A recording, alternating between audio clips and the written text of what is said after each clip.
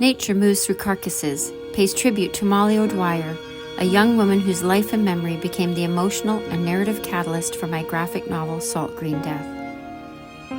The embroidered drawing process is one of my most personal approaches to illustration.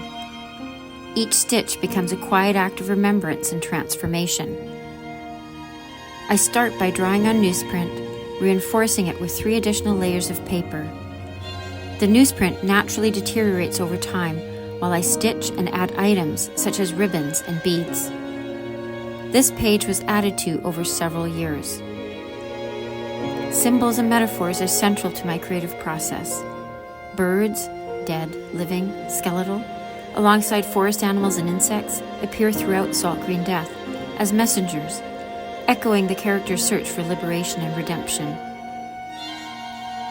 The bird is gradually overtaken, gently reclaimed by nature, mirroring the slow, inevitable force of decomposition.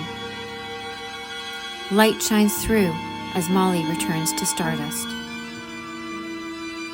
Salt Green Death is my debut graphic novel, a work of creative nonfiction, translating archival materials into visual storytelling.